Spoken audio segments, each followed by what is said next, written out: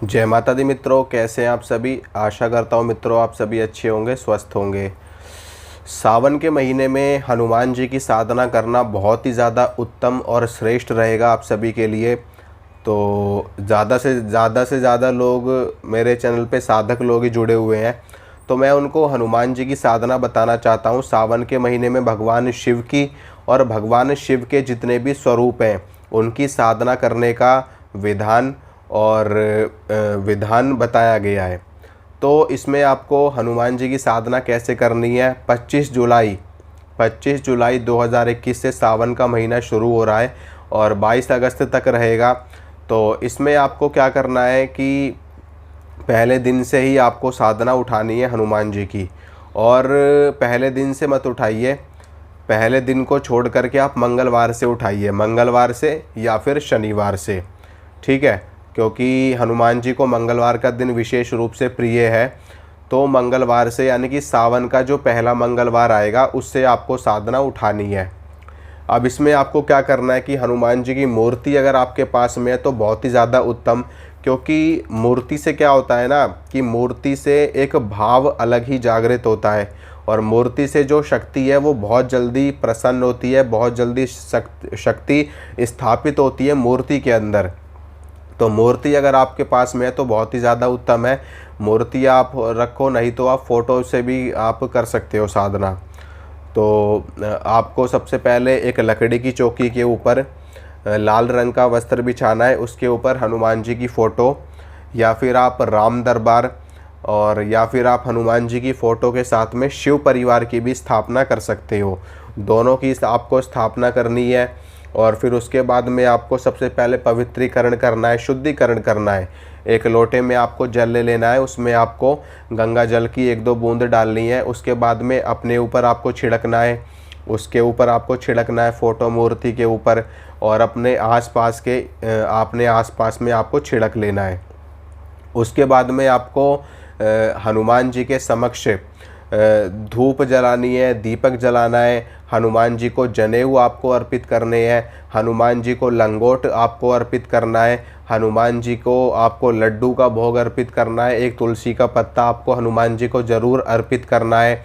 और हनुमान जी को वस्त्र, अगर आप नहीं दे सकते वस्त्र तो हनुमान जी को आप लाल रंग का गमछा दे सकते हो, अंगोछा दे सकते हो, स्वापी दे सकते हो लाल रंग की, या फिर आप हनुमान जी को लंगोट चढ़ा सकते हो, हनुमान जी को आप झंडा चढ़ा सकते हो लाल रंग का, ठीक है। तो कुछ ना कुछ आपको ज़रूर अर्पित करना है। आप बाहर से 1.25 मीटर का कपड़ा ला करके वो भी आप हनुमान जी के समक्ष अर्पित कर सकते हो, या फिर आप उस कपड़े का लंगोट बनवा सकते हो, झंडा बनवा 1.25 मीटर के लाल कपड़े में आपका लंगोट भी बन जाएगा, आपका झंडा भी बन जाएगा। ये 2-3 चीज़ें आपकी बन जाएंगी आराम से। तो ये बनवा करके आप चढ़ा सकते हो हनुमान जी को। पहले दिन आपको ये सारी चीज़ें चढ़ानी है। बाकी के दिनों में आपको क्या करना है, सिर्फ साधना करनी है और प्रसाद चढ़ाना है, हनुमान जी की आरती करनी है, बस। वस्त्र इत्यादि, झंडा, ये सब सिर्फ आपका पहले दिन ही चढ़ेगा। तो मंगलवार के दिन आपको ये साधना करनी है, प्रातः काल में करनी है। सुबह आपको जल्दी उठना है, ब्रह्म मुहूर्त में उठना है, आपको स्नान करके जो भी आपके दैनिक कार्य हैं उनसे आपको निवृत्त हो जाना है। और साधना के दिनों में ये साधना पूरी की पूरी आपकी 21 दिन चलेगी, ठीक है। 21 दिन की साधना है और जो लोग 41 दिन कर सकते हैं तो उनको और भी अच्छी शक्ति प्राप्त हो जाएगी। कम से कम 21 दिनों की साधना हनुमान जी की जाती है।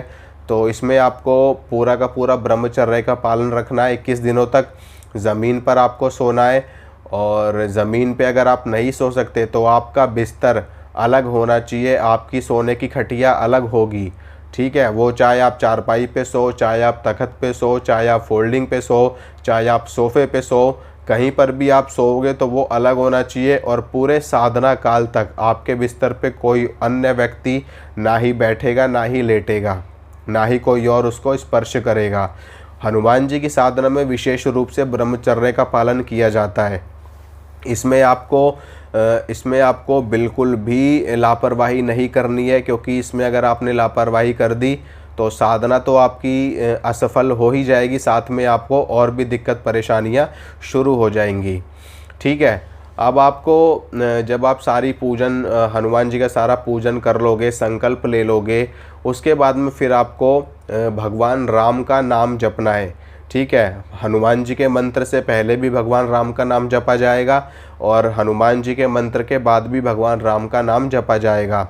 तो आप जय श्री राम, जय श्री राम, श्री राम जय जय राम, इस प्रकार से हनुमान जी का भगवान श्री राम का नाम जप आपको करना है। 108 बार आपको करना है। ठीक है, उसके बाद में जो मैं मंत्र आपको बता रहा हूँ हनुमान जी का, शाबर मंत्र है, बहुत ही शक्तिशाली मंत्र है। ठीक है, इस मंत्र से आपको हनुमान जी की सिद्धि प्राप्त हो जाएगी। गारंटी के साथ कह रहा हूँ, अगर आपने पूरे भाव से, पूरे सच्चे मन से और साधना के जो नियम है उसके साथ में अगर आपने हनुमान जी की साधना करी तो 100% आपको साधना सिद्ध हो जाएगी। हनुमान जी के दर्शन भी आपको हो जाएंगे। मंत्र सुनिए, मंत्र इस प्रकार है। ओम हनुमान पहलवान, वर्ष 12 का जवान, हाथ में लड्डू मुख में पान, आओ आओ बाबा हनुमान, न आओ तो दुहाई महादेव गौरा पार्वती की, शब्द साचा पिंड काचा, फुरो मंत्र ईश्वरो वाचा। ये है मंत्र। ठीक है, रुद्राक्ष की माला पे इस मंत्र का जाप किया जा सकता है, तुलसी की माला पे इस मंत्र का जाप किया जा सकता है, लाल चंदन की माला पे इस मंत्र का जाप किया जा सकता है। ठीक है, भगवान हनुमान को तुलसी का पत्ता ज़रूर अर्पित करें, नहीं तो उनकी शुदा शांत नहीं होती है। ठीक है, और पूरे भाव से आपको मंत्र का जाप करना है। मंत्र जो शाबर मंत्र मैंने आपको बताया है, इसकी 5 माला डेली करी जाएंगी। ठीक है, 5 माला रोज़ करी जाएंगी। 5 माला करिए, 7 माला करिए, कम से कम 5 माला तो करनी ही करनी है आपको। अब इसमें आपको क्या करना है कि आप एक ही टाइम में 5 माला कर सकते हो और सुबह और शाम में भी कर सकते हो। जैसे कि आपने सुबह के टाइम में 3 माला कर ली, शाम के टाइम में 2 माला कर ली, इस प्रकार से भी आप कर सकते हो। और हनुमान जी के लिए अगर आप 21 दिनों तक अखंड दीपक जलाते हैं तो अति उत्तम है।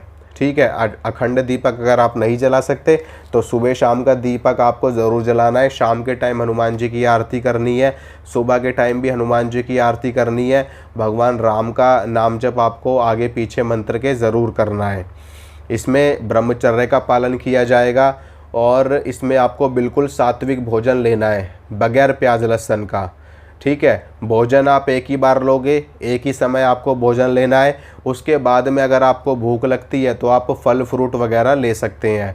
ठीक है, लेकिन भोजन आपको एक ही बार लेना है पूरे दिन भर में। और अपने आप को साधना में ही आपको व्यस्त रखना है। जब आपकी मालाएं पूरी हो जाएंगी तो उसके बाद में आपको रामायण का पाठ करना है। 1 अध्याय करो, 2 अध्याय करो, जितने भी आप कर सकते हो।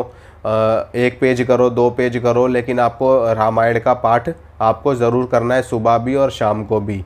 और बिल्कुल आपको बाहरी चीज़ों से अपने आप को दूर रखना है। ठीक है, कोई भी अश्लील चीज़ आपको नहीं देखनी है, ना गुस्सा आपको करना है, ना क्रोध आपको करना है, ना कलेश आपको करना है। और अगर कोई स्त्री रजस्वला है, मासिक धर्म में है, तो उसके हाथ का आपको बना हुआ भोजन भी नहीं ग्रहण करना है। ठीक है, बाकी के दिनों में आप भोजन ले सकते हो, उनके हाथ का फल फ्रूट ले सकते हो या कुछ भी पका हुआ भोजन आप ले सकते हो। लेकिन अगर कोई स्त्री है तो फिर उसमें आपको स्वयं पका करके खाना है, नहीं तो आप सिर्फ फल फ्रूट लेकर ही अपना काम चलाएंगे। इस प्रकार से अगर आप साधना करते हैं पूरे के पूरे 21 दिनों तक या फिर 41 दिनों तक, तो गारंटी के साथ कह रहा हूँ आपको साधना सिद्ध हो जाएगी। हनुमान बाबा के आपको दर्शन ज़रूर होंगे।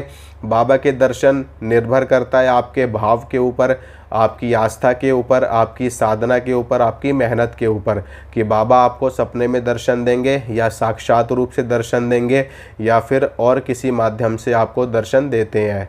ठीक है मित्रों, तो और इसमें एक चीज़ और बताना चाहता हूँ आपको कि आपको साधना के अंत में जितना आपने मंत्र जप किया है, अगर मान लो आपने रोज़ 5 माला कर रहे हो आप, तो आपको रोज़ के रोज़ थोड़ा बहुत हवन भी करना है मंत्र से।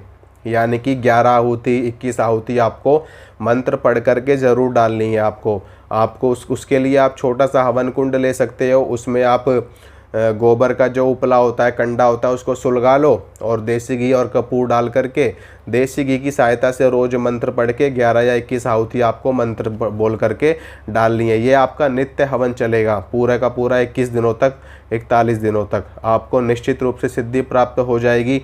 अपना, अगर आप ये साधना करते हैं तो अपना अनुभव कमेंट में ज़रूर बताना मुझे, ठीक है। तो चलता हूँ, मिलूँगा आप सभी से अगली वीडियो में। जय माता रानी की।